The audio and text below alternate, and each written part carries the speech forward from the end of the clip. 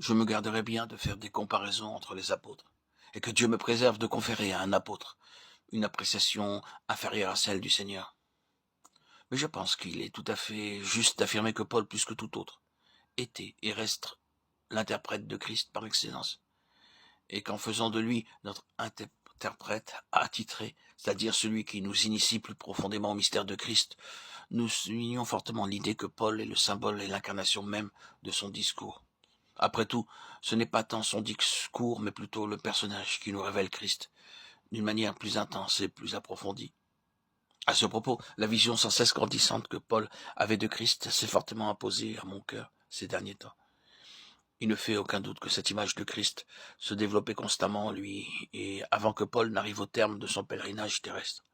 Aussi riche, aussi complet et profond fut-il, sa vision de Christ était telle qu'il ne pouvait faire autrement que de s'écrier, même au stade où il en était, que je le connaisse, lui. Philippiens 3, 10a.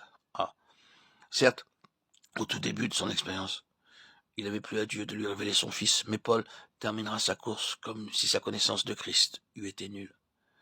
Il avait finalement découvert que son Christ était incommensurable, qu'il dépassait tout ce qu'il pouvait penser ou imaginer, et c'est par un cri qu'il sera catapulté dans l'éternité, que je le connaisse, lui.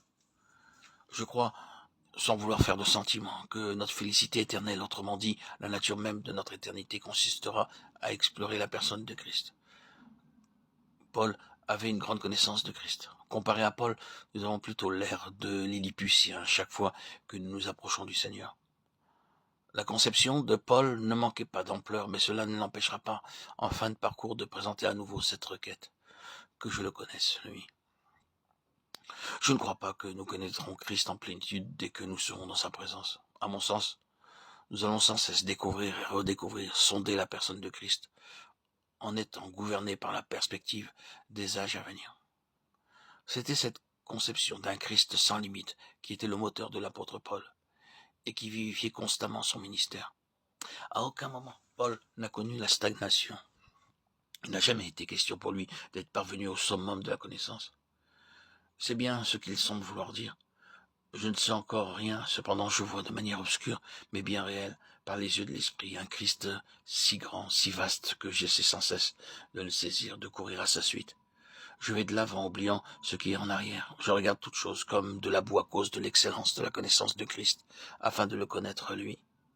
Dans cette conception sans cesse grandissante de la personne de Christ, Paul s'éloigne considérablement de la position de docteur juif ou du juif type en général.